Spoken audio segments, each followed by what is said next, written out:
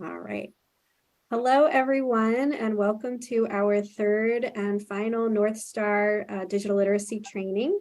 And as with the others, this is being recorded. It will be shared after. And for the last time, I'll mention the user group meets every the third Thursday of the month at 2 p.m. I'll put the link for that in the chat for anyone who hasn't seen it. And yeah, you'll be getting an email from me at the end of today with a link to an evaluation form for the videos and the links to all of the videos. So if you saw one or two and not the others, you'll have all the links in one email. And I'll also send that out to everyone that I have listed as an administrator in Northstar for the New Jersey libraries. And I'll also be sending out a web page that has some additional information about Northstar. So with that, thank you so much, Teresa, and looking forward to today's session. Everyone, this is pretty interactive, so keep that in mind if you would like to unmute at any point. All right, thank you. Well, yes, it is my favorite training because you all get to talk more and participate. So we are going to talk today about how to talk to your learners about Northstar and how to walk them through using some of the features in Northstar, such as the assessments and the self-directed online learning. So we'll first go through, just to recap, an example workflow. As I've talked about many times, Northstar is flexible and you can use it however best suits your situation. And sometimes then like all those possibilities make it a little overwhelming. So I want to give you just an example of how many organizations do it, just as a starting point. Then we'll talk about how to guide learners through the assessments, like how to explain the student dashboard to them and the online learning. And then we will look at the instructor-led curriculum, where I will teach it, pretend that you are the learners, and you'll get to see what it's like from then the learner perspective, as well as we'll talk about what it's like from the instructor perspective. You probably remember that Northstar has the assessments and then two types of educational materials, the self-directed online learning practice lessons and the instructor-led curricula. And then tying that all together is the learner management system and the reporting structure, or not structure really, reports. So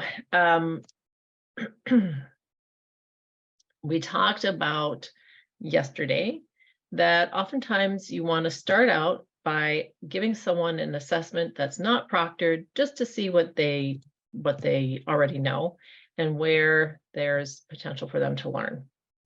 So you'd give that assessment, they would take the assessment, they'd get the results page, and if they didn't pass and they were interested, they could go right from here to practice the skills they didn't pass. So does anyone remember what the passing score in Northstar is?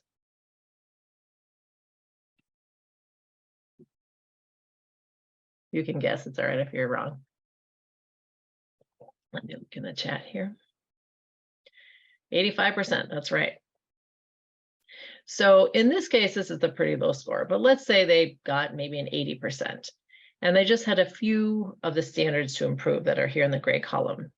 They could go to the right of each of the standards, like standard 4 is log into email, and click on the barbell where it says practice that I've outlined in red.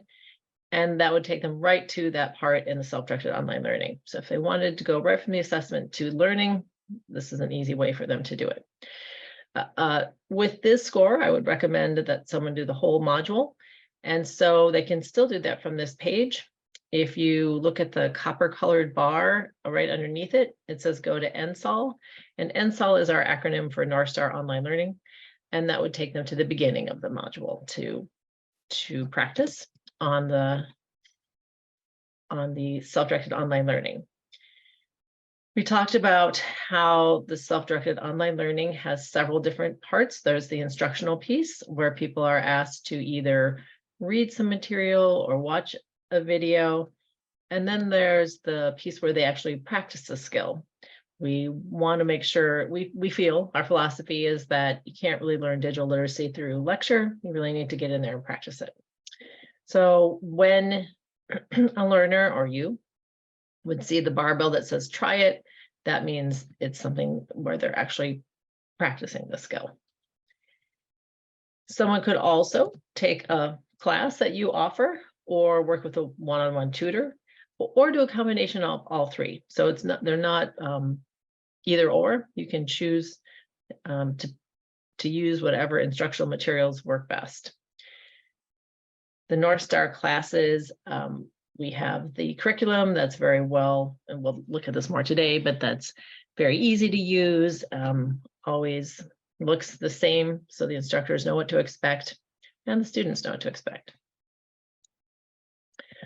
Once someone's gone through the training material, the instructional material, then I would have them take the assessment again, and this time proctor it. Does anyone remember why I would want to proctor this assessment?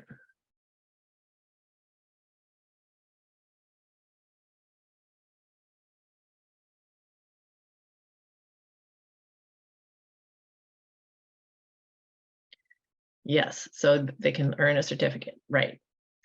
So in this case, they passed and they would get the certificate. So that's kind of a typical flow that many organizations use. And again, it really depends on your capacity and your goals. So as a reminder, we have the 15 assessments, and we're going to talk today about how to talk to your patrons about taking the assessments. So as you probably know, with assessments, there's often people have anxiety around taking assessments just in general. And so when we speak to people, we want to present this in a way that it's not a judgmental type thing. It's not telling people they are bad, but it's really to help them. And many people's experiences in the K-12 system haven't been good, or maybe they haven't even had formal education, depending on where they're coming from. And assessments have been used in a negative way against them. So again, we want to take the time to explain that the reason for the assessment is not really to judge them or to even see if they can pass, but it's to help them by determining what their learning needs are, so that they can focus on, they don't have to go over the material they already know, they can really focus on the opportunities for learning that they have. And one librarian I spoke with, she would say it this way. She would tell the people she was working with that this helped make sure she was doing her job, because she could see what she needed to teach people and then make sure that she was actually teaching them that. And people seem to respond very positively to that. It will also, another thing you can talk about is that it's also going to help save time. So that, again, people aren't spending their time going over material they already know. They can really focus on that new learning opportunity. The other really nice benefit about the assessments are, if you take it initially and then you do some learning and take it again, you can view your progress, and that can be really encouraging to people. So even if they maybe they start at a low percentage, and the next time they take the assessment, they haven't passed it, but they can see progress and growth. We have seen that is kind of a gamified system in a way, where people see, okay, I'm getting better and I can continue to get better. Of course, if you're working with someone who's looking for a job, this can be great to put on their, if they do pass an assessment, great to be put on their resume or talk about it in an interview. I was talking with a group yesterday about the high school equivalency test, or GED test. And these are all online. These are high stakes tests. They're kind of expensive. They take a long time to study for and to take. And if someone is taking those kinds of tests, and it's their first computer-based test taking experience, that itself can provoke a lot of anxiety. So many organizations will use Northstar as a low stakes opportunity just to practice computer-based test taking. so someone can get kind of used to maneuvering in that environment without it being, without it being that high stakes potential win for them. Test anxiety, it is a real issue. Many people have test anxiety in many different types of situations. And if you add to that, people who are lower digital literacy skills or no digital literacy skills often feel just anxiety about the devices themselves or breaking something or their ability to learn, you can have a whole lot of anxiety. My background is I have a bachelor's in biology and I have a master's in counseling psychology. And when we are feeling anxious, it changes us physiologically. And it provides, creates, I should say, neurotransmitters in the brain that really prevent the flow of information from our memory into kind of the forefront of what we're doing. So if you're anxious, you often are really not able to do as well as you could. So we want to try and help reduce this anxiety for people as much as we can, given that none of you are probably therapists or want to be in this role. Some easy things you can do though, in the moment, are just to have people take 3 deep breaths. So if you do yoga or scuba diving or anything like that, think of those kind of really 3 big breaths to calm people down. And that actually will physiologically calm the nervous system down so that flow of information can happen more effectively. Another thing you can do is oftentimes when people are feeling anxious, they are internally giving themselves negative messages. So things like, I'll never be able to do this. I'm so stupid. I don't know any of this. I'm going to fail. And obviously you can't get in their heads, but you can say things like, don't worry if you don't know the answer. This is just to see how we can help you. Just do the best you can. It's fine if you don't pass, or something like, along those lines. I was part of a very small study with a class that they took a test. It wasn't Northstar, but they took an assessment. And then we split the class in half, and half of the class got instruction on reducing anxiety and half the class didn't. But they didn't get any instruction on the actual topic of the test. And after that, they retook the test, and the group that had the anxiety instruction did better, just because of those kind of small things, seemingly small things. So again, if you encounter resistance, or maybe to prevent resistance, just remember that these things can help people feel more at ease with taking an assessment. You all work with people all the time, so if anyone has anything else to add, or any other tricks you use, I am sure we would all love to hear about that.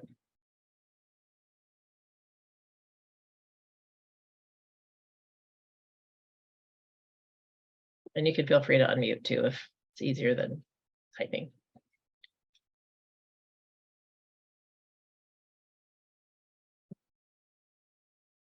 Okay. So I want to remind you that all of Northstar is written at about a grade 4 reading level, whether it's in Spanish or English. And this would be an intermediate language, let's say English reading level. So that would be someone most likely who could converse, they could get their basic ideas across, they could read maybe some easier paragraphs. Probably they won't be able to tell you everything that they're thinking yet. And if you use these tests, then you know what these scores mean. If you don't, it doesn't really matter. However, many instructors do teach and use Northstar with people who have lower reading skills, lower literacy skills. It requires you to what we say scaffold down. And that means that you're going to go a lot slower through the material. You are going to probably focus on just one thing at a time. You may have to teach, vocabulary around that. If that's something the library does, if you provide literacy instruction, you can partner with those instructors to either have them do the Northstar digital literacy for lower reading level patrons, or you might consider partnering with an adult education program. Just kind of depends on what you're doing, or if you have a digital navigator who can spend more time with someone. I like what Patricia, you put in the chat about she reminds her senior patrons that they are rock stars with the tech for their time, and they can learn these too. And that's so, I mean, when you think about all the technology that we've all seen, the changes we've seen in our life, it's kind of amazing that any of us can do anything with just the constant learning that's going on. And especially for people who were born before. I have a colleague who will ask in training, so when was the first time you remember using a computer? And some people, it's like when they were 2. And some people, it's, not till they were in their, I don't know how old, 50s or something. I still remember the data punch cards that you had to use to program computers from when I was a kid. So that is a really great point. And the best thing about seniors, or any adult, but they come with a lot of wisdom. So they have this life experience that can really help inform the learning too. So that's a great point. Thank you for making that. So there are times when I would not recommend someone take a Northstar assessment. If their English or Spanish language level is very low, and it would just be too frustrating for them to take the assessment, I wouldn't give it to them. Or if their digital literacy level is very low. So if you're working with someone who doesn't know how to turn on the computer or use a mouse, I might work with them first on some of those really, really basic skills before I would even give them an assessment. Now they may know, because of using a phone, they may have the capability to pass or to answer some of the questions correctly. They may know some of it. But you don't want to make someone so frustrated that they don't want to continue. Even then, you may still want to get a gauge for what they know. So we do have some more like paper and pencil screeners that you can use just to give you an idea. Oftentimes, you may encounter people whose, let's say, English level isn't very high, but their digital skills are great. So maybe they came from a country where they were an engineer or a scientist, and they have really good digital skills. And what they mostly have to learn are the names for things, not how to do things. And so sometimes these screeners can kind of pick that out for you. So I will show you, they are in the Northstar admin portal, and I'll show you where and what they look like. So I'm going into the Northstar admin portal that we looked at yesterday, and I am in our resources tab, and I'm going to go down to other resources. If you remember, we talked about this at the very end of yesterday's training. And all the way at the bottom are the screeners.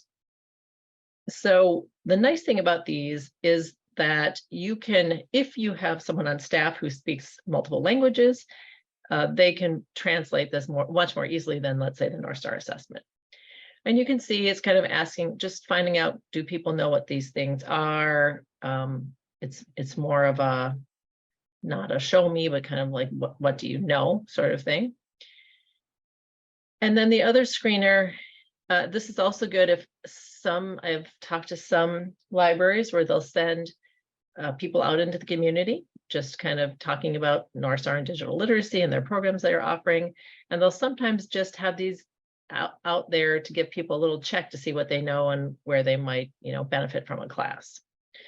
So if you don't happen to have a laptop with you in some community event, this is a nice way to give people a quick check on their skills. And then the second one, this interactive screener, this is more asking people to show you what they know how to do. And again, if you have someone on staff who's multilingual and they can translate this into languages, to other languages, then you're not, then the language barrier is not there. You're just really looking at their digital skills, which can be helpful. So I'm gonna go back to this. We talked about this yesterday. But if, let's say you've decided that you are going to offer assessments at the library, whether it's proctored or not, remember what we talked about yesterday. What are some of the things that you would need to have in the library if you're going to have people doing the Northstar assessment? Some of the basic things that you're going to need.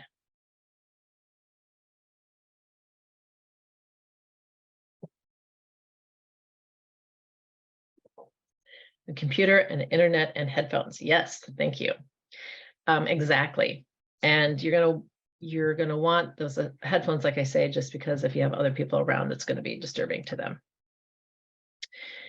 I would recommend that you add someone to the learner management system before they take an assessment. You don't have to. They can take an assessment without being added, but it will make your records a little cleaner. I think we talked about how if someone just enters their name, they can do that. It will still track the assessment for you. But if they enter their name Robert Jones one day and Bob Jones the next, Northstar isn't going to know they're the same person. So for clean records, you're going to want to add them to the learner management system and have them sign in. But again, it depends on all the other factors that you are working with. And we talked about how to bookmark your site-specific URL onto your devices at the library or onto the library webpage or whatever it would be. Does anyone remember where you can find that in your admin portal? So there's actually two places you can find your site-specific URL. So I'm looking here, I'm in the admin portal, I'm looking at the blue navigation bar, and there are two tabs I could go to that would give me that site-specific URL. Does anyone remember either one of them? You're also quick to type. Under the library name, yes. So here on mine, my library member is demo. And if I click on that, it's the second bullet point that says bookmark this page. So that's my site-specific URL. And you can put that however you want to on the devices or onto your web page or both. So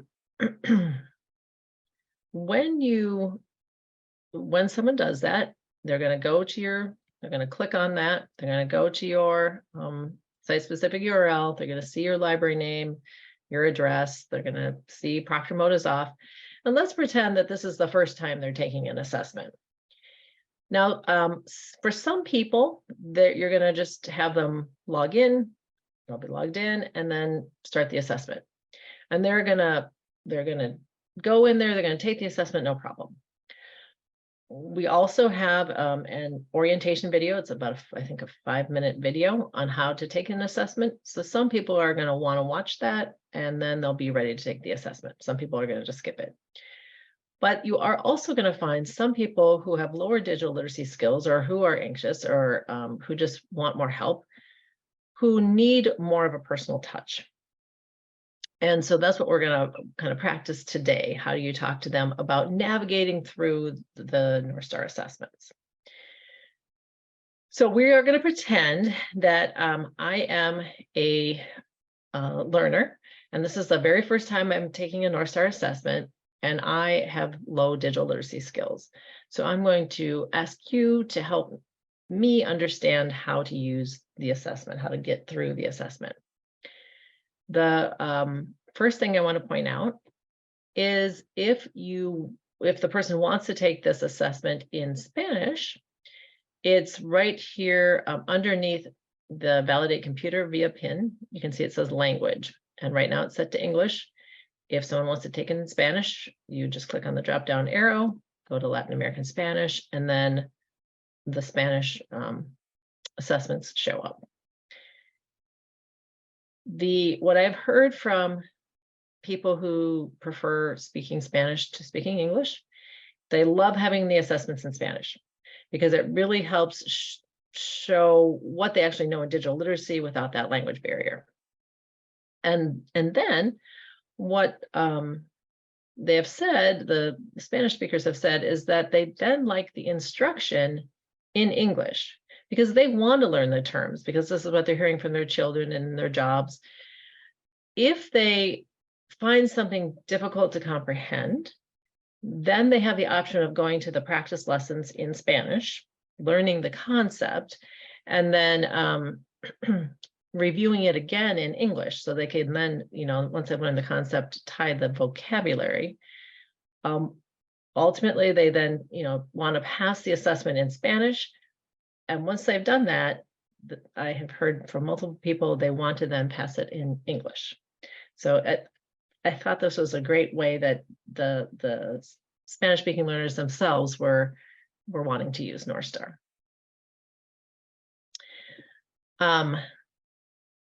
And many programs will have Spanish-speaking instructors as well, so they will even teach in Spanish and in English too.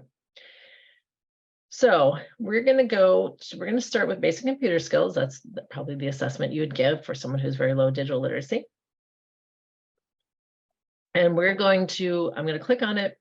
We'll hear some cello music, which is to make sure that the sound is working. I will skip the intro and the orientation, and then we'll talk about how you can help orient me to, the Northstar assessment. And I mostly do this because, one, just to get you used to the assessment yourself and all the different navigation buttons, but also two, to point out that there are some people who could benefit from Northstar, but who do need some, one-on-one help. And so just keeping that in mind. If you don't have staff capacity or you choose not to do that, that's up to the library, but just know that you won't then be able to reach that population. So let's click on, I'm going to click on basic computer skills. Here's our cello music. I'm going to skip the orientation. And then I am here where I can start the assessment. You can see it tells you what assessment that's being given, how many questions there are. I'm going to click on start now. We'll hear the first question, and then I'll turn off the audio. Click on the desktop computer. So the one thing that surprisingly, I guess to me, is that many people, when they first start taking the assessment, get so focused on listening to the audio that they don't realize the words she says are actually here in the top left-hand corner.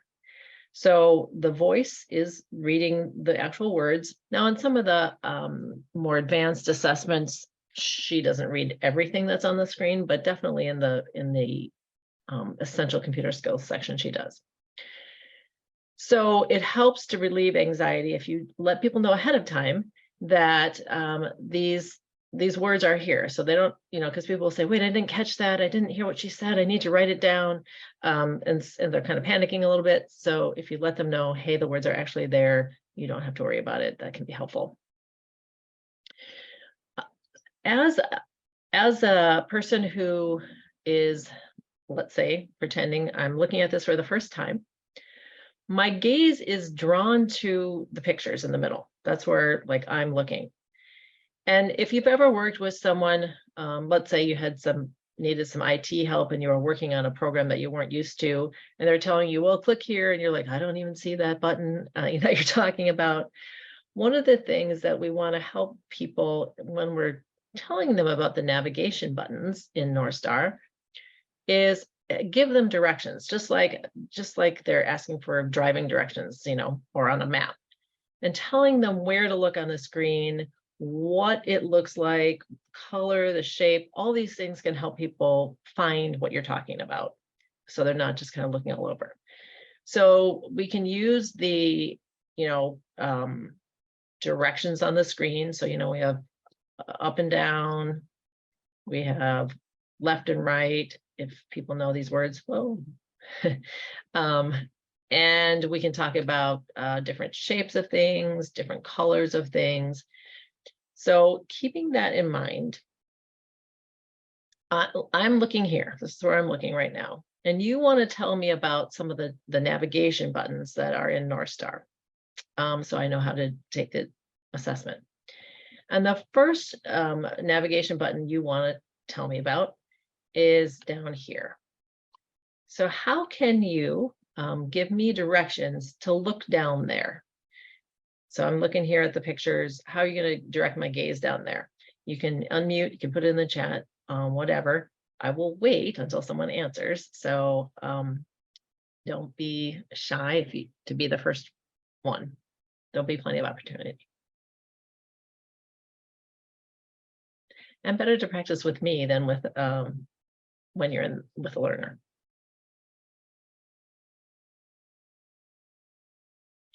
All right, I see some answers in the chat.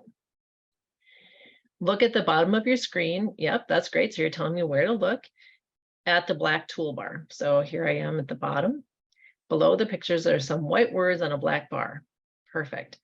Where in the screen is it? What if I looked here? And I'm like, I don't see it. I just see some numbers. Kind of where on this axis is it? In the middle. Great. Look at the bottom center. Perfect. So those are all really great ways to tell me where to look. And I like how you said there are some white words, because perhaps I can't read that, maybe.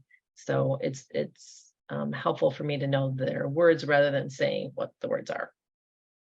Okay, great. So does anyone know, I haven't told you, but does anyone know why we want people to use the I don't know button? Why is that a good thing?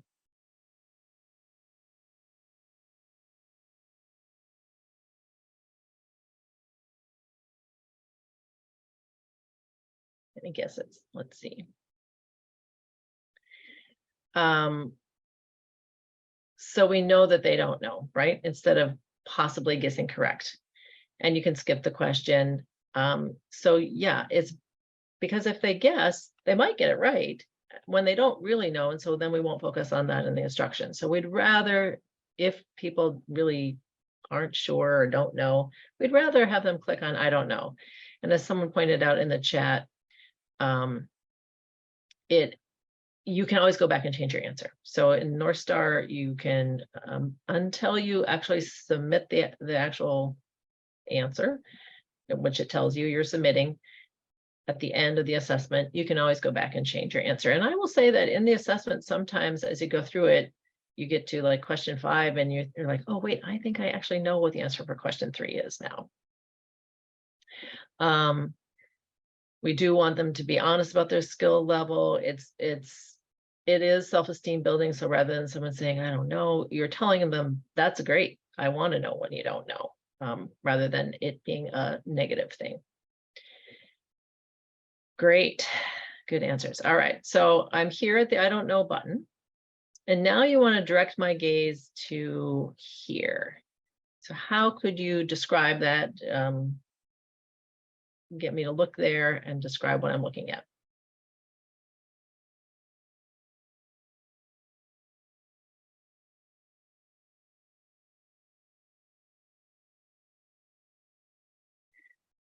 You can show them. You could point to it. You could, like I am doing, you could circle it with my little annotation. And if you're going to describe it, you can say, find the 2 C's button in the lower right corner. So, right, you're telling me where to look on the screen and what I'm looking for. A gray button with CC printed on it. And I like the fact that none of you said the closed captioning button, because people may not, if they're not used to a digital environment, they may not know what CC stands for. And you can also go through an assessment together and press the button so they can see what it does. That's a great option too. So now you might say, well, Teresa, why do you have closed captioning when the audio reads the words on the screen? And And that's a good question. And like I said, on some of the more advanced assessments, not all the words are written on the screen that she's saying. And so that's why you might want to have closed captioning. And sometimes there might be little mini embedded videos that would also need to be closed captioned to see the words. All right, so now we have this one. So let's say you're describing this to me. You can always show me or have me click on it and figure out, but let's say you're trying to get me to even look at it. And I was at CC, so how would you get me to look at that or describe that?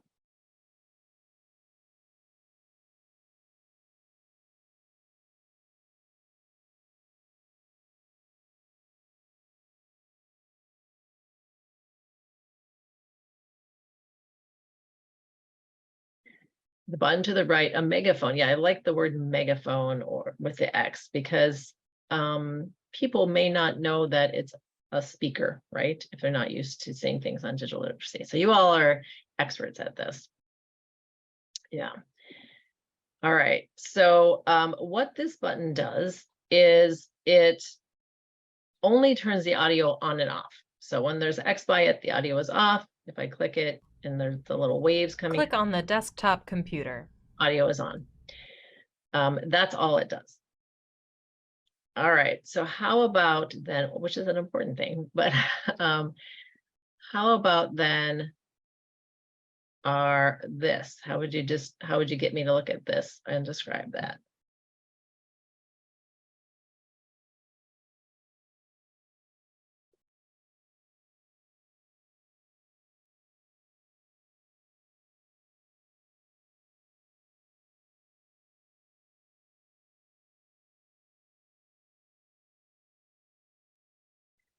Yep, look on the bottom right to see two arrows facing away from each other. Again, a great way to describe it, how it looks rather than what it does, because I probably don't know, right? Great. All right, and anyone know what this does?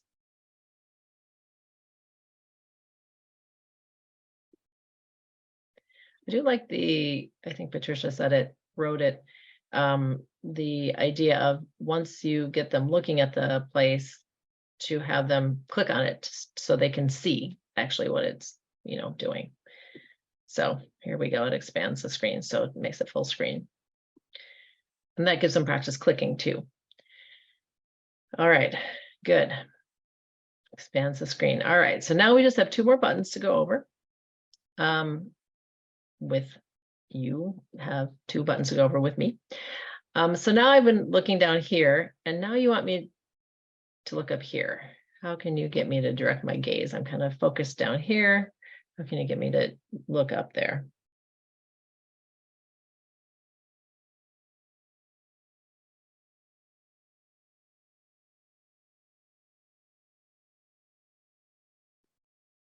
Look at the top of the screen now at the light blue toolbar. Great.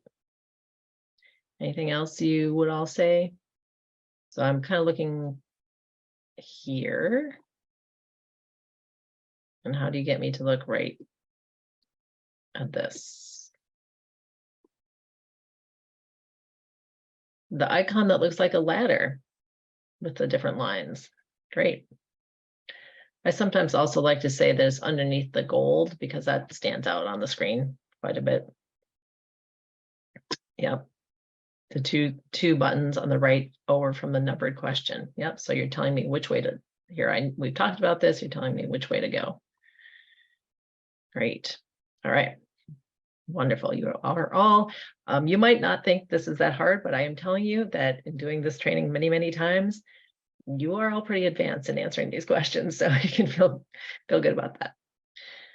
I can tell you've worked with many people who have lower digital literacy skills. All right, so this is the menu button, and it will allow you to see all the questions of the topics of the questions that are coming up.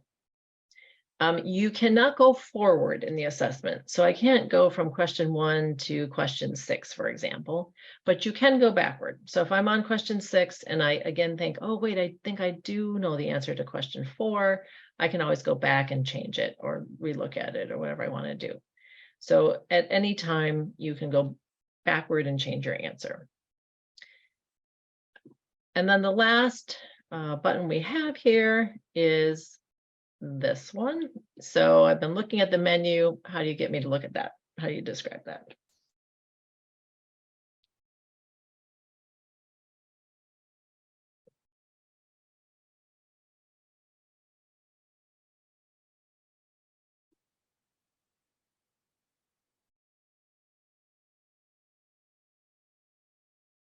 What is a way you could describe how it looks, kind of, or where it is?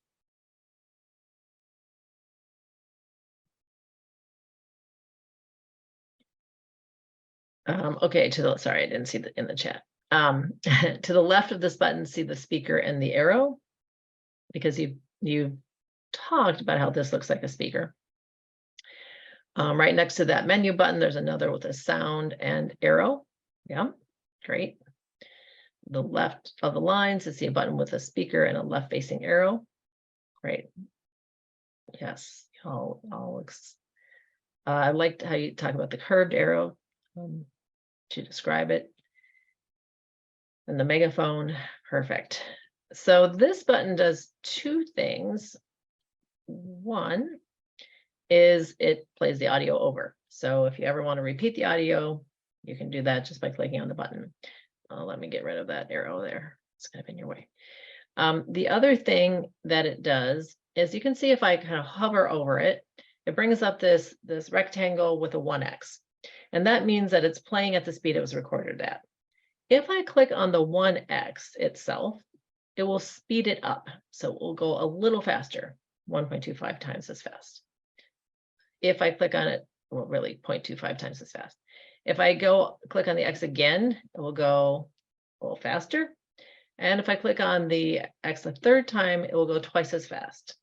Now, if I want to slow it down, I have to go through these fasters to get to slower. It's kind of a circle.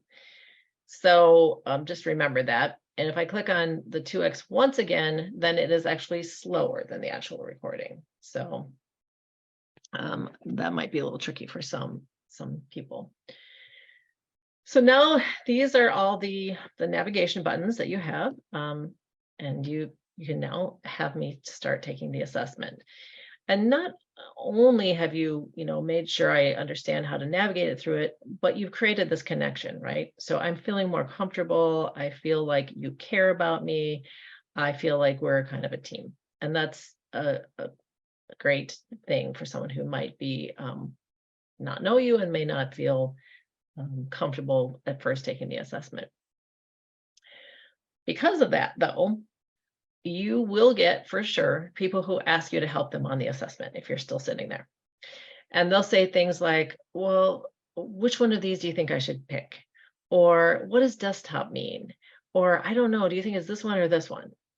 And of course you cannot help them because this is an assessment. And so what I usually say is just, I can't help you with the assessment, but it's okay to click I don't know.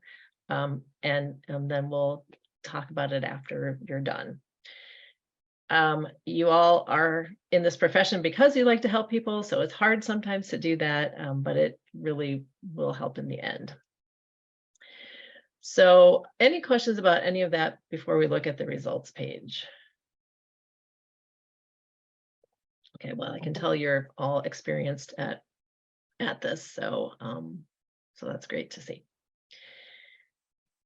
So if you're doing this, if you're going to do this remotely, you would do the same thing just as we're doing now.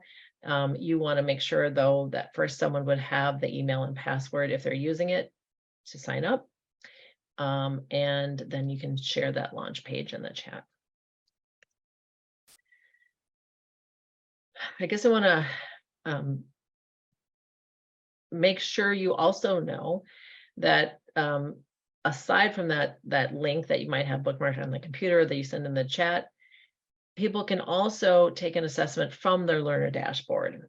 And it's so let's say they had signed in, they were doing some of the self-directed practice lessons. The way they can take the assessment from that is, if we're at the dashboard, they can just click on take an assessment and it would take them to that same site specific URL. So just so you know that, and they'd already be logged in. And then we talked about how to choose the language. So here's that results page. As you said, we have to get 85% or higher to pass. There are some questions that we routinely hear from learners. I wouldn't, and I'll tell you the answers, I wouldn't go over this unless I was asked. But sometimes people will say, you know, I got 29 right on this assessment. You can see in the green column, it says how many I got correct. I got 29 right on this Internet Basics assessment and I passed, but I got 29 right on the email assessment and I didn't pass. How come? And it's a mathematical answer. So why would that be? How could I get 29 on one assessment and pass and 29 on a different assessment and not pass?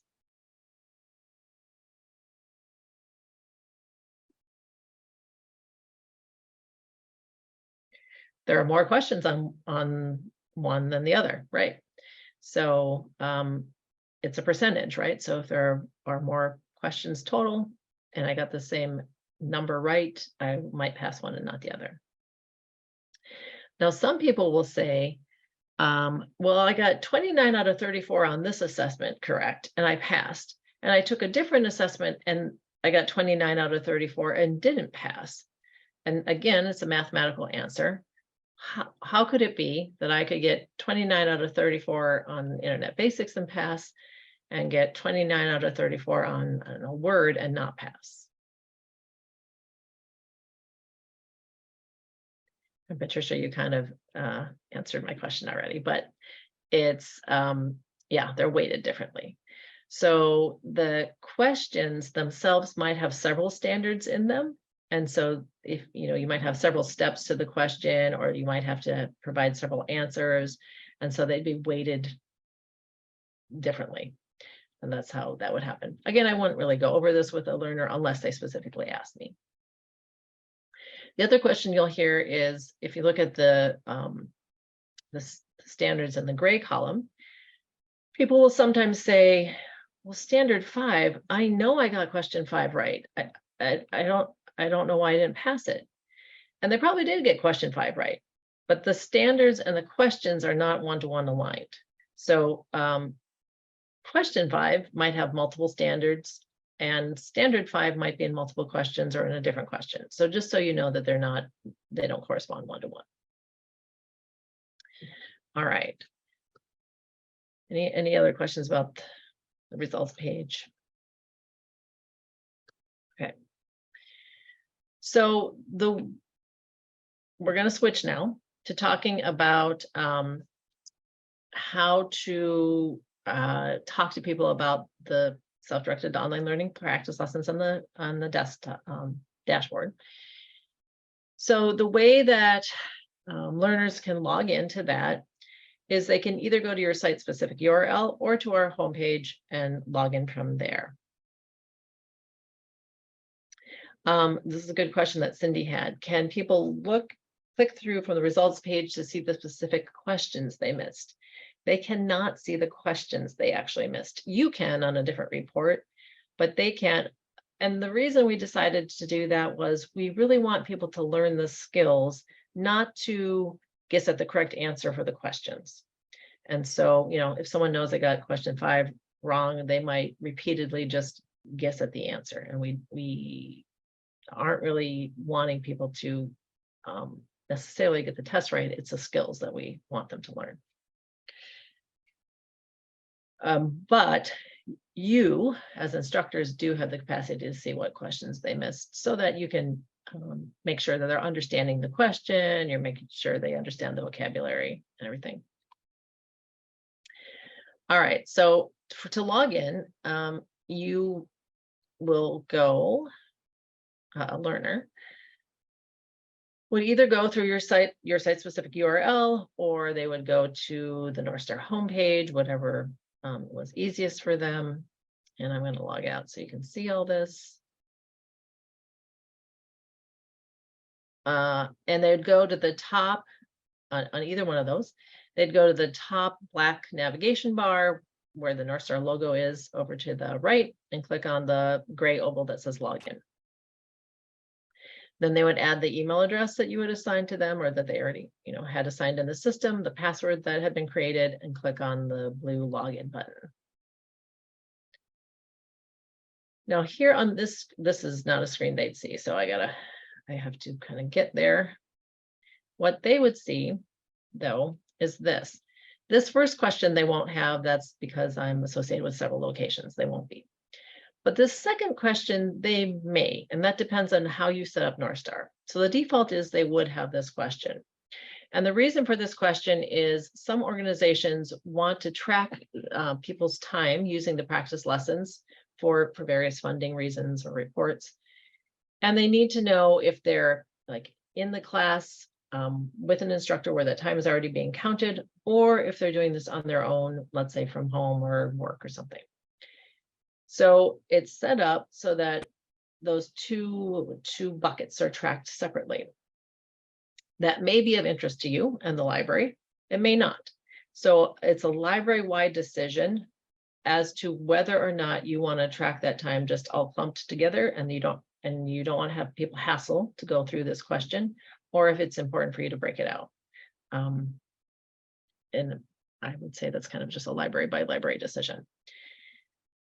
So either they'll have to answer where they are, if they're physically at the library or not, or that question won't show up. So I'm going to click right now and say, actually, no, because I'm not there. Say save. And then I'm going to come to my user, my learner dashboard. So what you see on here, as if you remember from yesterday, all the assessments are here, right? And if we look at these top three, basic computer skills, internet basics, and email, the outer ring of these two rings is showing me how well I have done on the assessment. So if I have a full circle, it means I got 100%. So looking at these first three, these top three, which one did I do the best on?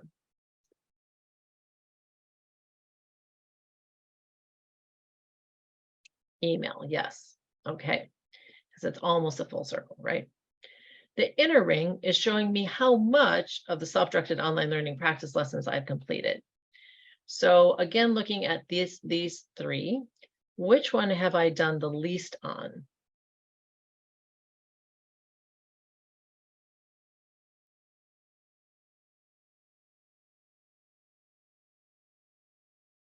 Internet basics, yes. I've done about half, a little more than half for basic computer skills, and almost 3/4 for email. Great. Now, I should back up and say, again, some learners are going to come here and they're going to be able to figure this all out by themselves, not going to need any help.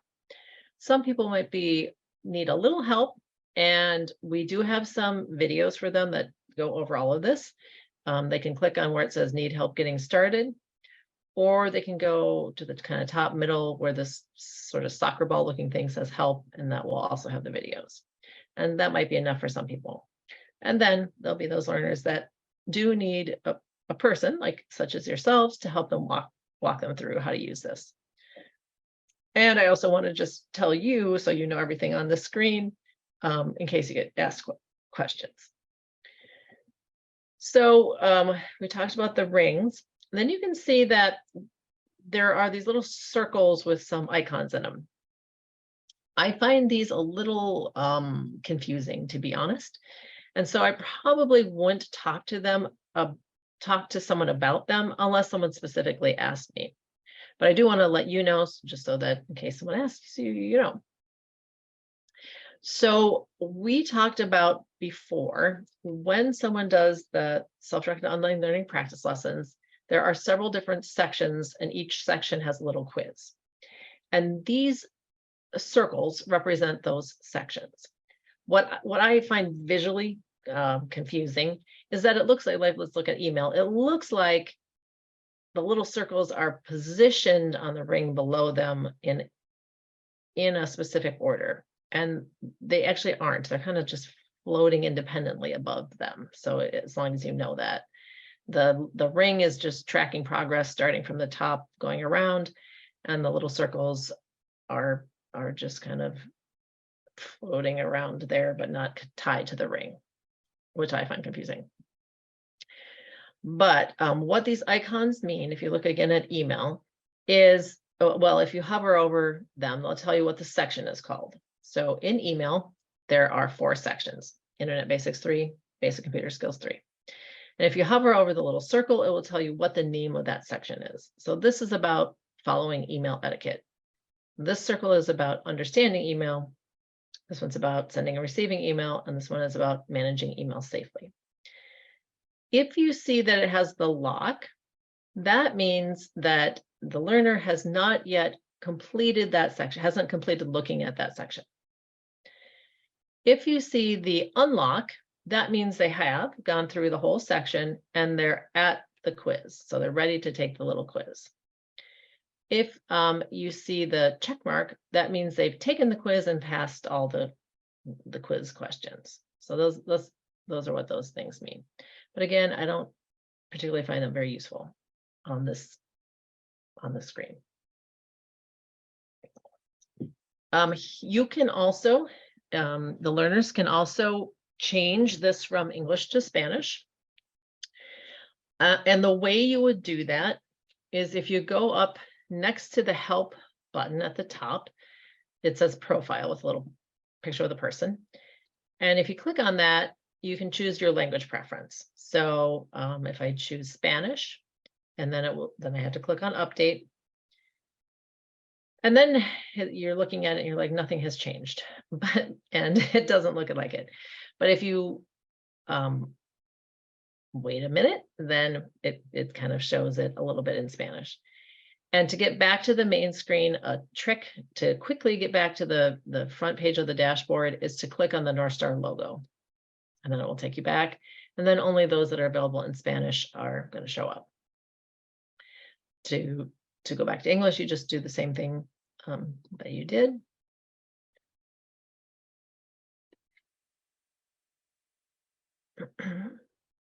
And then go click on the Northstar logo or the name. Any questions about this page of the dashboard before we look at the second page? Okay.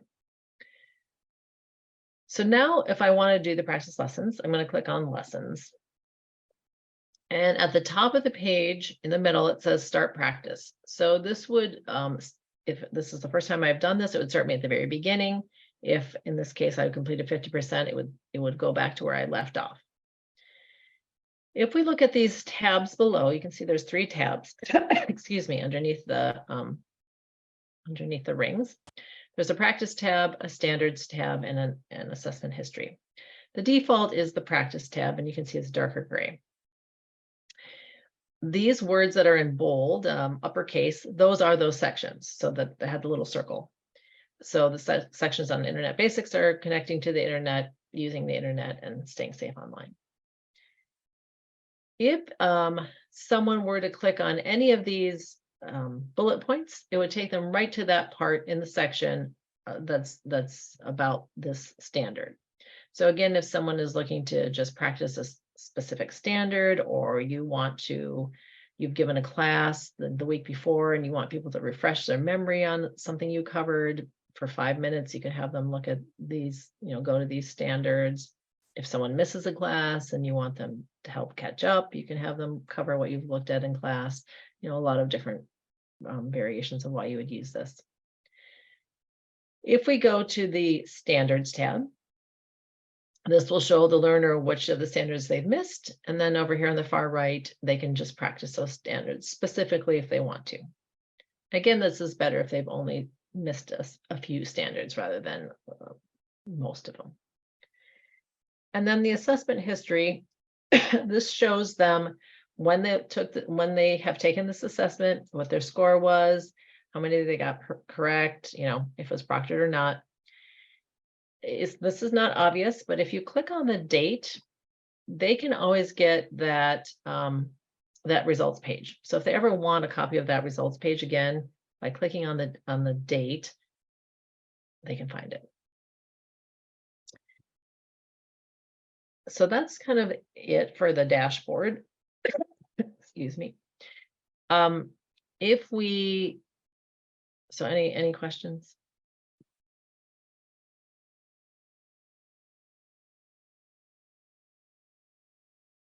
Okay. So now if someone's going to do the lessons, the nice thing about these are, let's just, I'm going to go to basic computer actually. The nice thing about these is the navigation is the same as in the assessment. So if we've gone over that, people are going to see the same buttons pretty much. So let's take a look at one of these. If you look closely at the outside of a computer, But so you can see the navigation buttons are pretty much the same. Instead of I don't know, you have next, which advances the slide. You still have closed captioning. It is more important in the self-directed online learning because there are some embedded videos that would need the closed captioning. The turn on and off audio is the same. The expand screen is the same.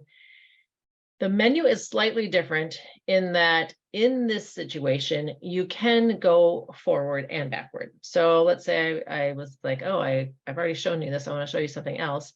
I could jump to, head to keyboards and let you see that. Or as a learner, jump around. And then the replay audio is the same, and then the speed of the audio is also the same. So if you've already talked to someone about how to navigate the assessments, this is very similar to that. In the self-directed online learning, there are 3 types of slides. There is, as we talked about, there's kind of like this, where it's instructional, where you kind of reading. There's another one that's instructional, that's more video. And then there'd be the try it, where they're practicing the skill. And we've talked about all this. So when you complete a section and you get to those, about 3 review questions, this is what people are going to see. So on the bottom left-hand side of my screen, this is telling them which part of that section they've completed already. And so they would complete these parts and then unlock the review questions. And that's just kind of going through the self-directed online learning. They probably wouldn't need to know that, but it'll just tell them when they're done. Over here on the right-hand side at the bottom, this is showing if I got a green check, that means I got the question right.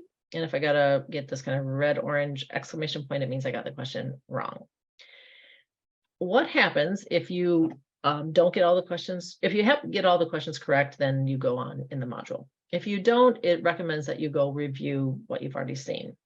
The first time around, it won't give you the answers to the questions.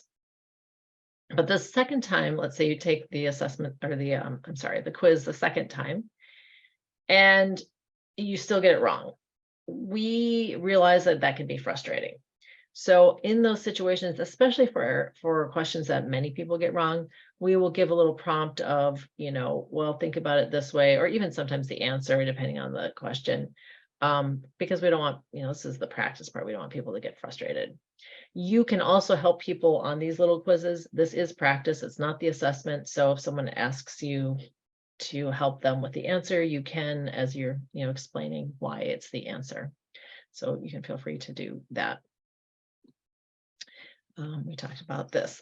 So any questions about how to talk to people about the Northstar online learning, self-directed online learning practice lessons, or the learner dashboard? All right. For our example today, we're going to look at the using email unit topic.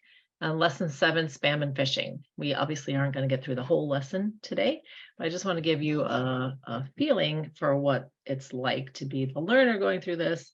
And then, we can talk about my experience. You all are obviously very well versed in this, in working with learners on these kind of things. So would love to have you share with the group any tips or tricks or best practices that you see as we go along. So when I'm teaching, I always will have the teacher guide next to me. So if I'm doing this remotely, I'm obviously always doing it remotely, well, for the most part. And I'd have it next to me because on the screen, I don't want to be showing the learners my lesson plan. I want them just to see the handouts and materials that they need to see. If I'm teaching this in person, I still will have it either, printed out or on a separate laptop. So again, I can follow it as I'm going along, and all the students don't have to see all of the information. So I want to remind you where all this information is in your admin portal. Does anyone remember where I can find it? What tab it's under? Here in the blue navigation bar. Where can I find the curriculum? Resources, yes. So it's under resources, and then here in the far right-hand column in the middle is the curriculum. We went over a little bit of this yesterday. There is a teacher guide that you can look at if you want more in-depth information on the different components of the lesson plan and kind of how best to use them. There are some tips for remote teaching and also for doing a virtual class meeting. If we look at the curriculum, one thing that's helpful is the scope and sequence, which is always at the top. So as we talked about yesterday, here in the third column, it gives you all the standards that are in this unit topic. And then it on the last column on the right, it lets you know, excuse me, where each what lesson each standard is in. So in this case, I'm going to go back because we're going to do email. Using email, I wanted to do look at phishing scams, and because that's something that we all encounter. So as I'm looking through the standards, I can see that standard 12, use caution when opening or replying to an email, is something that I would want to teach. So then I look over here and say, okay, where is standard 12? And I see that it's in lesson 7 on spam and phishing, which is kind of an obvious title, but they're not always obvious. Then if you look underneath that, there are these alignment maps. If you are teaching to these college and career readiness standards, which you might not be, or if you want to look at how it aligns with soft skills. So let's just quickly take a look at that. You can see that it will say, okay, the skill category is effective communication, and clarification is one of the sub skills, and you would find that in lesson 4. So if you are needing to document that you're teaching these soft skills, or you just want to talk about the soft skill, the workplace skills, soft skills, whatever you might call them, you can say, these are some of the other skills that we're teaching when we teach Northstar. Then they'll have all the lessons. You'll have that final unit project I was telling you about yesterday. And this is, again, academically focused, but it doesn't have to be. So depending on your goals and why you're working with people, it does talk about, the academic words that are going to be used. And if you want to use this academically, it goes through, how to do, so around reading comprehension, main topic, kind of deep dive into looking at these paragraphs they're going to read. If you don't want to do that, you don't have to. You can give people the article and have them read it, and then they would just go right, you would just go right to the application part. And here you're going to say the article was finding the right tone, and then you're going to look at the application. And so you can see that it's having people practice writing emails in different situations and kind of the tone that they would use based on the article and the skills they had learned in the digital skills they had learned in the unit topic. So if someone wants more of a challenge or more of a real world situation, this might be great for them. And then lastly, email has a couple of extra things because it's associated with some other specific things. But on all of the unit topics, at the last bullet point, you're going to see the remote learning resources pages. And this is, again, if you're teaching remotely, these are the pages you're going to want to show on your screen to the learners. So we are doing our spam and phishing lesson. And what I see as on the teacher's guide, this is the top page of the top part of the first page. And I broke it out into 2 screens just so it would be easier to read for you. So I can see as an instructor what standards I'm teaching in this lesson. I can see the digital literacy vocabulary that will explicitly be taught in this lesson. And then under technology concepts, this tells me kind of what the objective of the lesson is. So it's about, recognizing suspicious emails, including spam and phishing and viruses. And then it gives me teaching tips that I might either need to know to prepare for the lesson or just to give the lesson. So it's saying here, at part of the lesson, you're going to have to show examples of spam. So you can either find those in your own spam folder, or you can search for spam phishing email examples on the internet to find. And you want to make sure that those are classroom appropriate, right? And then it's saying that the spam folder is sometimes called the spam folder, sometimes called the junk folder, depending on your email provider. So just depending on what students are using, letting them know that. This is the bottom of the first page of the teacher's guide, and it's really just telling me what I need to do to prepare for this class. So what I'm going to be projecting, what copies I need to make, anything I need to do before the class. So it's a very nice, checklist. So now we are going to go into the lesson, and I'm going to pretend that you are all intermediate English language learners. And the reason I'm picking that is because this is kind of the level that Northstar was written at. So if you are working with more advanced English readers, you can, go through some of this a little quicker. If you're working with lower level English language learners, you might go through some of it a little slower. And it wouldn't have to be English language learners. It could be just reading skill, literacy skill. So I am going to ask you to all unmute for this part, unless you're in a very noisy library situation.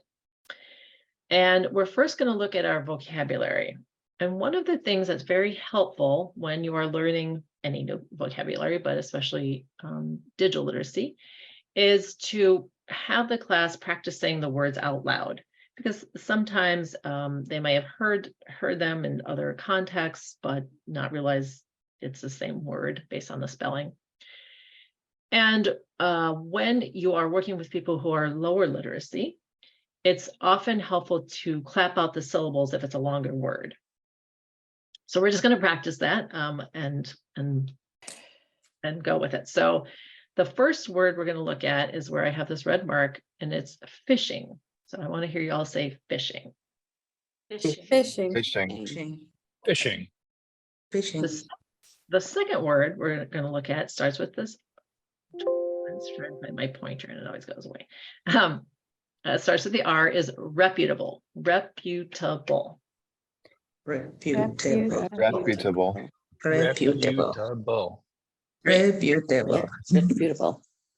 Good. The next word is spam.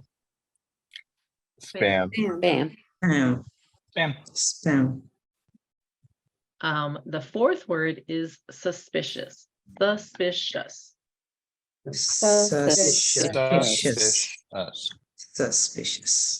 Great. And the last word is virus. Virus. Okay, so In this lesson, we're going to learn what all of these words mean. But first, I want you to imagine we're in a world where there are no computers. It's in a world before computer time. And as we look at these questions, answer these questions as if we're in that world. So in that world with no computers, no internet, how would you keep information like your credit card number or your social security card or social security card number safe? If you're in we're not worrying about computer world, but just in the regular physical world, how do you keep that information safe from Lock people them who in a drawer. lock it in Hide the under drawer? the pillow. Hide it under the pillow. Yeah. Anything else? Don't share it with anyone. Don't share it with anyone who shouldn't have it. Shred receipts and things. Say that again. Shred receipts. Yeah. Right. So if I have it written down and I don't need that piece of paper, shred it. What if I don't have a shredder? Tear it up, cut it up. Tear it up, cut it up. Any other way? Burn it. Burn it. Burn it. Yep. Someone said that you could eat it, which I will not recommend.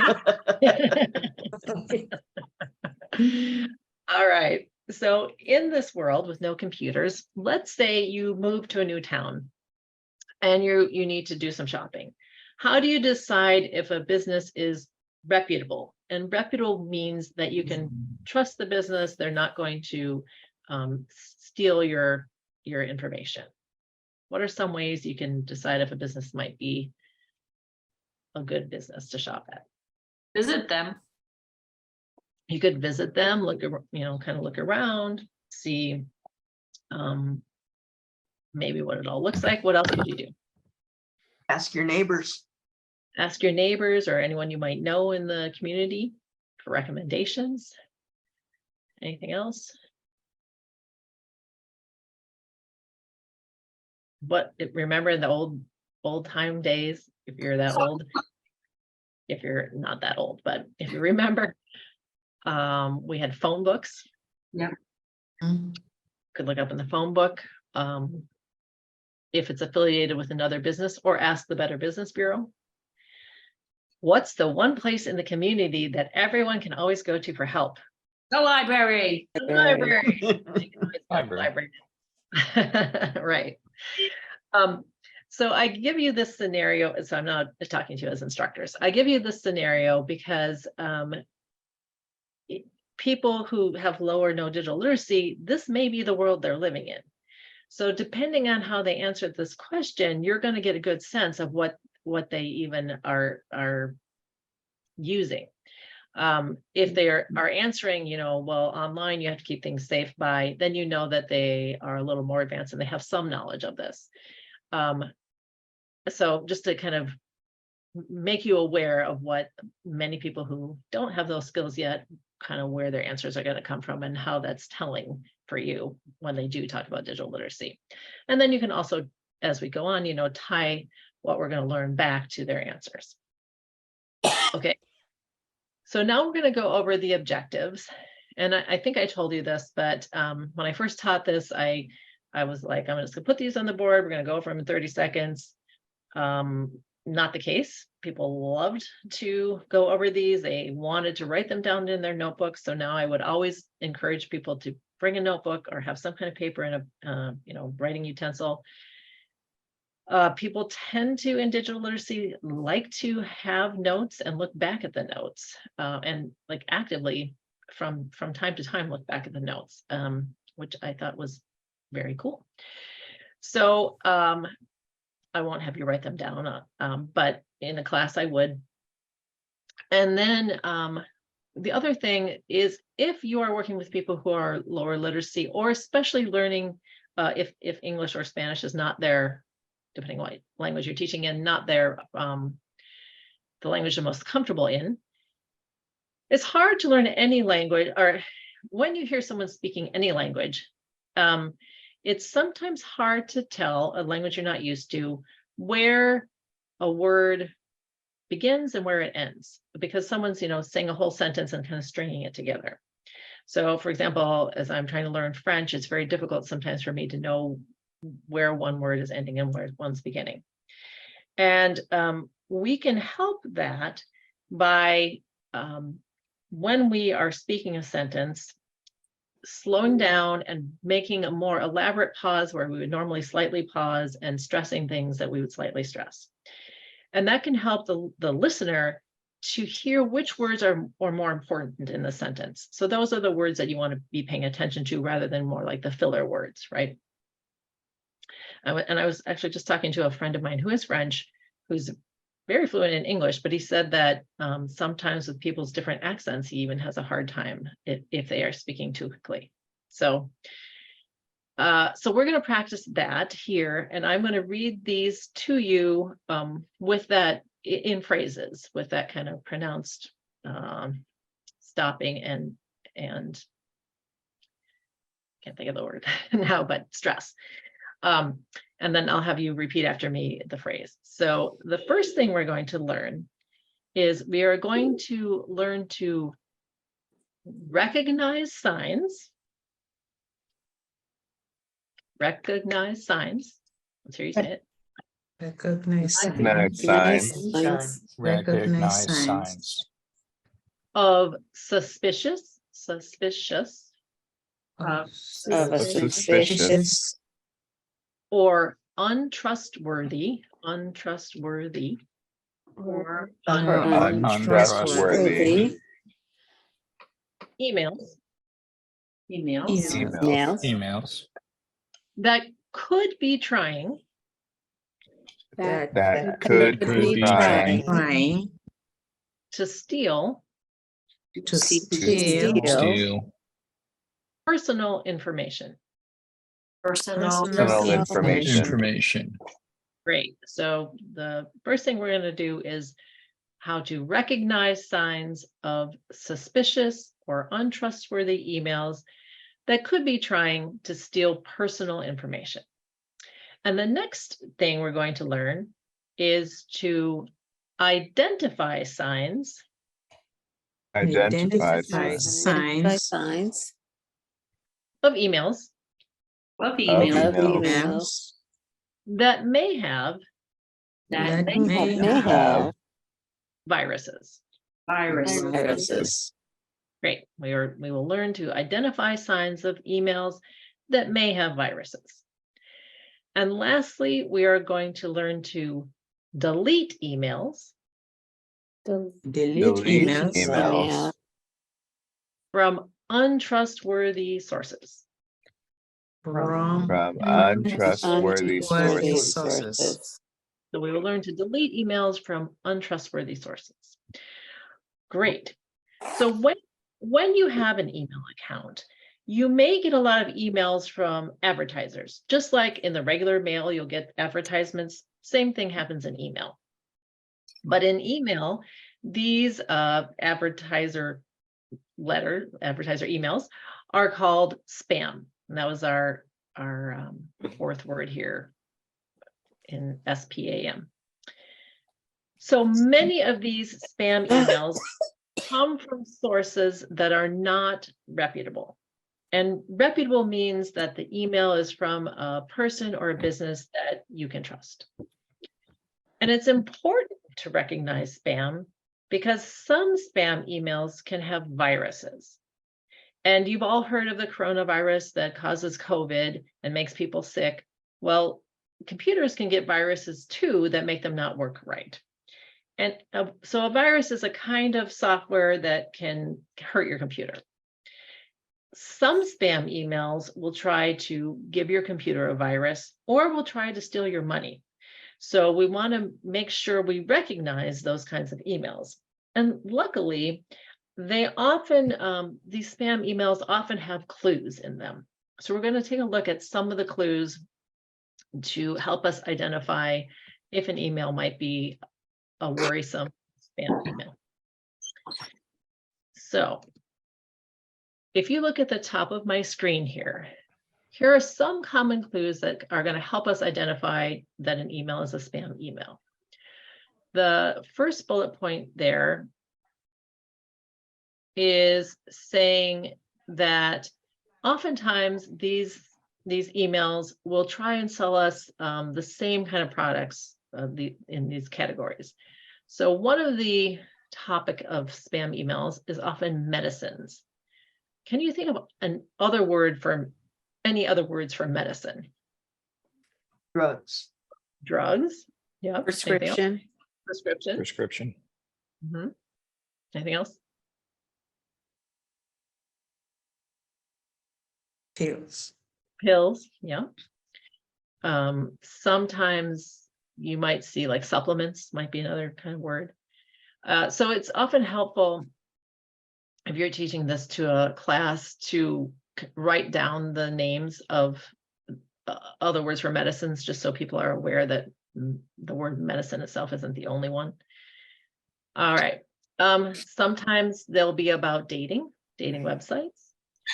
Sometimes they'll be about amazing jobs with high pay. So earn $3,000 by working for a week online, for example. They may also be about college degrees, especially if it's about getting a college degree online rather quickly. Oftentimes they're about weight loss or diets. Sometimes they're about money rewards. So I just got, something saying, oh, you won $1 million and we need your bank account to transfer this money that you won. And I was thinking I never even played anything to win this money. And they might be about gambling. So I am now going to give you the power to write on my screen. Actually, you probably already have the power. But if you go to usually it's in the middle top of your screen, you'll see it says something like you're viewing Teresa's presentation or something like that. And next to it, you should see some options like the 3 dots or some maybe the word options. And then it will say, do you want to annotate? I got to make sure I've given you the power to do that. I think you do have the power. So if you find that, I want you to just scribble something on my screen, whatever you want. Perfect. I love how everyone always ends up picking like different colors. That's awesome. Okay. All right. So I'm going to clear these. And then I want you to look down at the bottom in the kind of blue purple where it says spam examples. And I want you to circle, underline, star, whatever you want to do, anything that you see about medicines.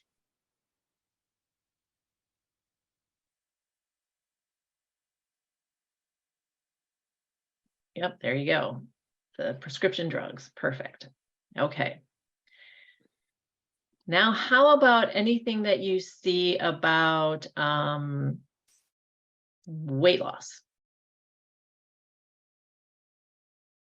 Yes, keto miracle. Lose 20 pounds in 1 week. All right. How about anything related to college degrees? Yep, get college degrees at home. All right. Okay. And how about money rewards? You just won 1 million. That's right. Okay. All right.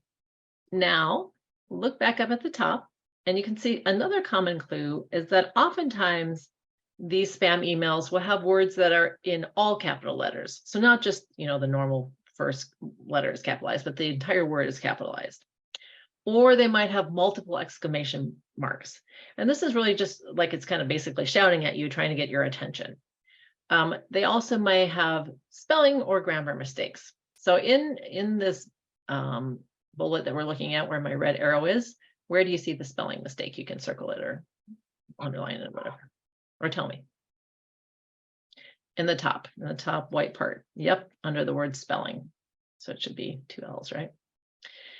All right, so now in our spam examples on the bottom, in the blue purple, find any words with all capital letters. You just won 1 million at home, keto miracle, today only. Great. Okay. Now, how about exclamation points? At home, 1 million, 1 week. Yes, good. How about any spelling and or grammar mistakes? Retrieve. Prescription, yep. Lip one tour. Any other mistakes you see?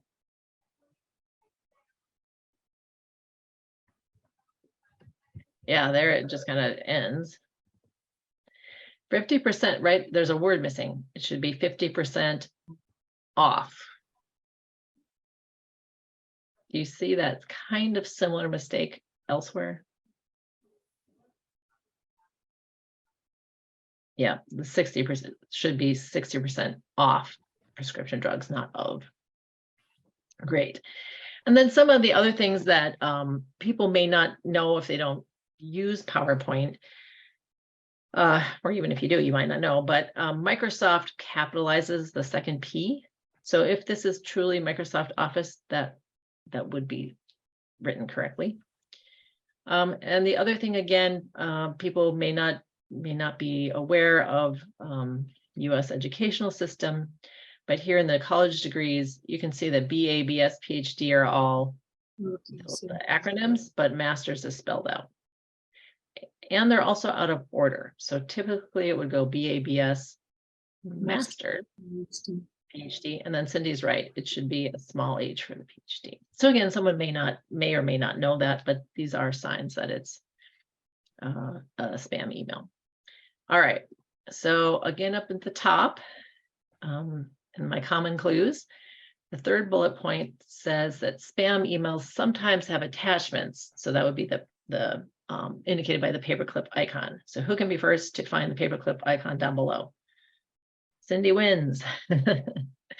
That's right. There it is on the, you just won 1 million. All right. And then oftentimes, excuse me, they'll talk about something with, big discounts or cheap prices. So where do you see any of that mentioned below? 60% off, 50% off. I would also say the keto miracle, lose 20 pounds in 1 week. That's a pretty big claim. Oh, that's a lot of weight to lose in 1 week. So that's also something along those lines. All right, great. Well, I love to see your annotations. So now you might get an email from a email that looks like it's from a reputable website like Netflix or Facebook or your bank. And it might ask you for private information like your password or your credit card number or your bank information. The email is actually not a good email. It's actually from a thief. It's not from Netflix or Facebook. And this is called phishing. That was the word that one of our vocabulary words that looks like spelled like this, phishing. And it's called phishing because the thief is phishing like you do for the animal for your private information, trying to catch something. Luckily, there are clues too that an email might be a phishing email. So we're going to look at some of those clues on our next slide.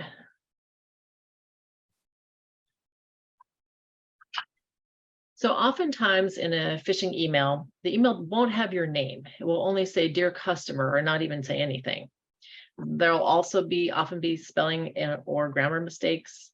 It might ask you to click on a link or to give important information. Or it's from a company you don't use. So I got an email from, let's say I bank at, I don't know, US Bank, and I got an email from Wells Fargo saying we need your, a link to your bank account, or we need your financial information. Well, if I don't even bank there, that's a clue that this is a phishing scam. There is a misperception that only older people fall for phishing scams. And while of course they do, anyone can fall for them. And we here at Literacy Minnesota have people in their 20s who have fallen for phishing scams. I have known people in their 50s who have fallen for phishing scams. So it can really be anyone who can be tricked. Some of these are very sophisticated as well. I got one from a bank I did use. It looked authentic, but it was saying something like your card's being used out of the country. I showed it to someone at the bank. They thought it was official. And I had to send it to their phishing people. Those were the only people who recognized that it was false. Wow. Yeah, that is pretty, I mean, good for you for continuing to check. And any thoughts about if you get something that's suspicious and you're not sure, how can you, you can go to the physical location. How else can you check on it without compromising yourself? So let's say I got something from my Like bank and it directly. said, yeah, so to maybe use the way you would normally go in rather than the link in the email, to either call the actual bank number that you use or to go in through the bank website and sign in that way rather than using the link they provide. Can allow you to check on things too. Yeah, I mean, and then now there's texting scams. It's basically don't trust anything. Is what I would tell people especially who are new to this. All right, so as we look at this one, you can use your annotation. Where do you see some clues that this might be a phishing email? You can either say what you see or you can circle it. Yep, so it says hello, but it doesn't say my name. It says it's from Netflix, but yet it starts out with iTunes let us know that we had to cancel your membership. Well, iTunes and Netflix have nothing to do with one another, right? Why would you would be trusting them if they're selling that information? Anything else you see that looks suspicious?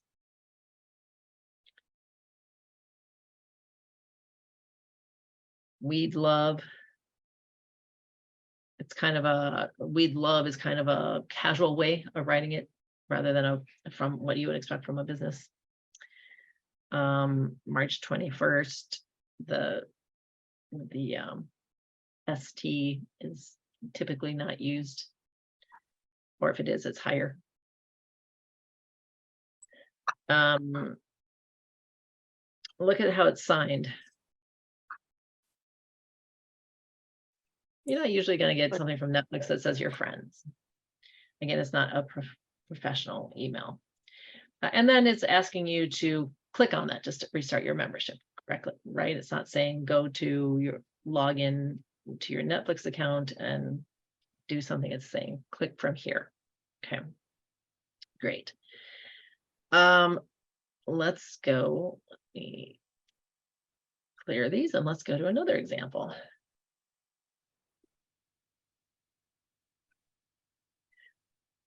What on here makes you think this is could be a phishing email?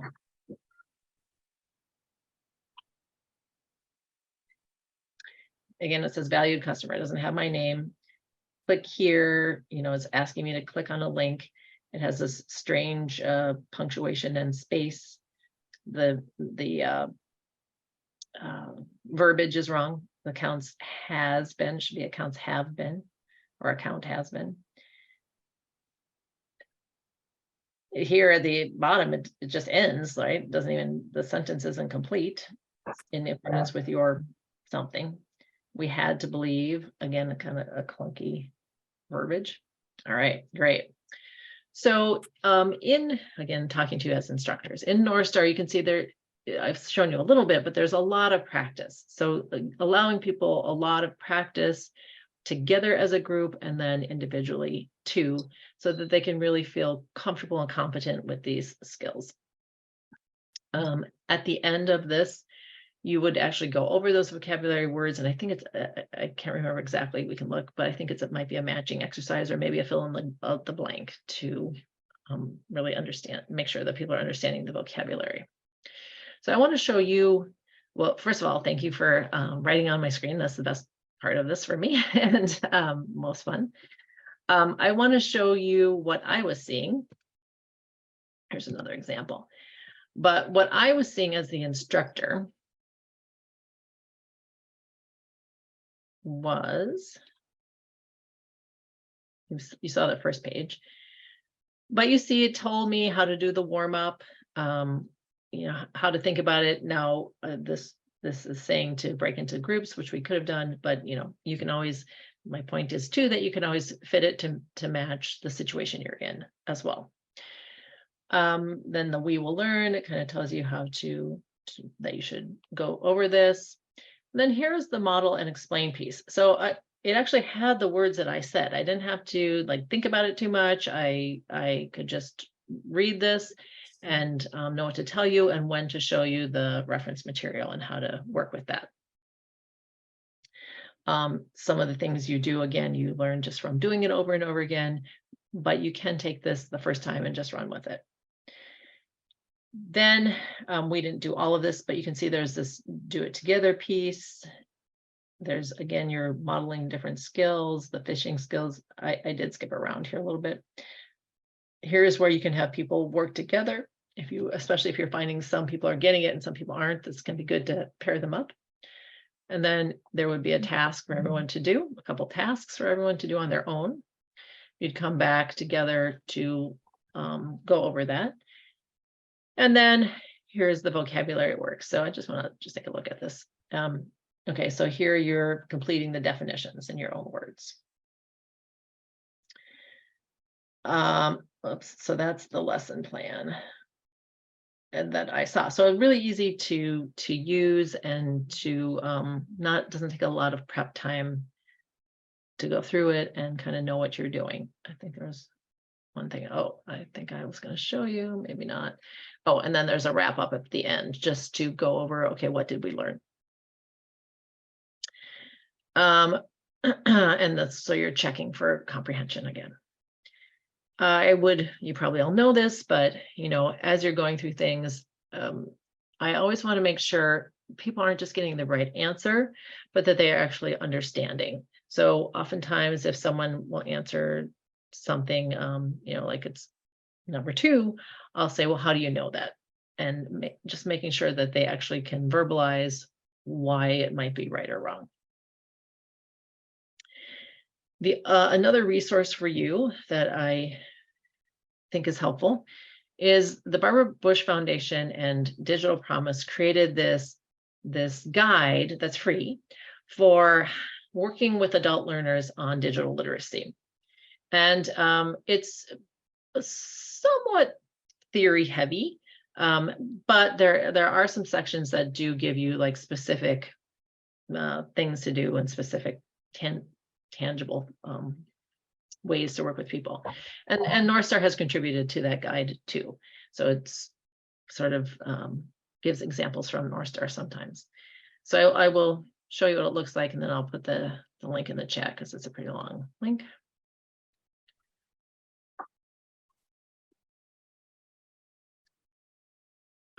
And as you can see, it is down. It's somewhat lengthy, 54 pages. If you have time to read it, that's great. If you don't, I would look at chapter 5, because that's where you're going to have more of the actual strategies for working with the adult learner, and specifically the digital literacy, teaching digital literacy. So what are your any comments or thoughts? Again, you all obviously work with people a lot on these kinds of things. Any best practices that you have, or other things you want to share with your fellow librarians or me? We have about 5 minutes of anything you want to talk about.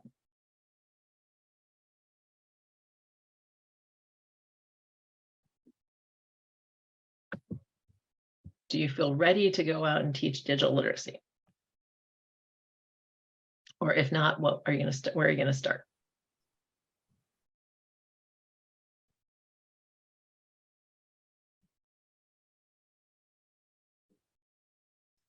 Oh, I see some things in the chat. Okay, so good question from Aubrey. How long does a lesson take to go through completely? So if you went through the entire lesson from start to finish and did everything in there, the curriculum writers felt it would take about 2 hours. I was working, when I initially did this, I was with in person with a small group of intermediate English language learners. And I would say it only took us about an hour and a half. So it kind of depends on your group and how quickly they're picking things up. And, you know, if you have a lot more people, it might be slower. Or if you have a lower digital literacy or lower literacy, it might be a little slower. Sorry.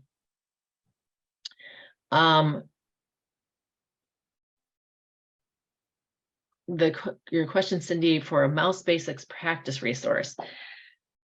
For accuracy, you know, I actually don't know. One, I do know of a good typing resource, but not a good mousing resource. I can ask around, and if I find something, I can let Andrea know. Yeah, so definitely let me know what you hear. This came up in the user group a couple times, so I'm looking through our notes to see what was suggested. Great. Mousercise, I believe, is the one that has been recommended. So I'll put that link into the chat. And then if there's anything else, we'll also send it out. ABCC, yeah. Oh, Great. I'm going to try these. If you're looking for typing skills, typing.com is a good free resource that adults tend to like.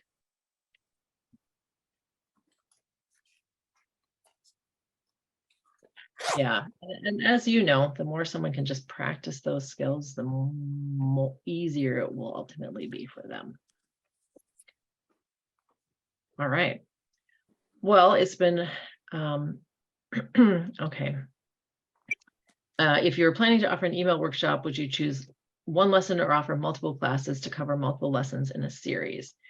I think it depends a little bit on if you think people are going to come in a series or not. You might want to, I guess I would start with one lesson and then try and hook people and then see if you can get them to sign up for, you know, a series is probably how I would do it, just to promote it more. One thing I did find from, it was a library in Texas.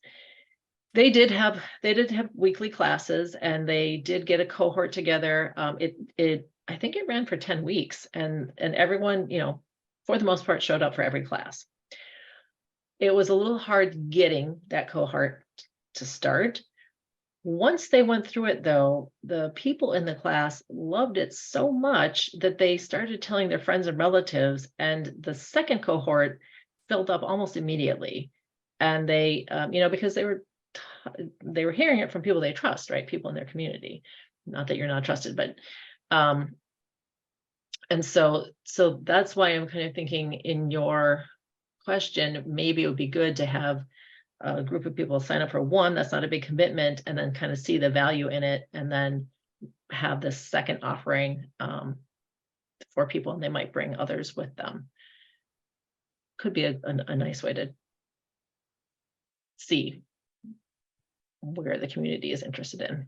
Andrea, you probably have more observations. your response, Teresa, is making me think that maybe we all need like a little bit of grace too, and a little bit of a reminder that it's okay to try it and learn and do it differently the next time. So especially you can think of things as like a pilot, or, you know, just seeing what the reception will be and then kind of go from there.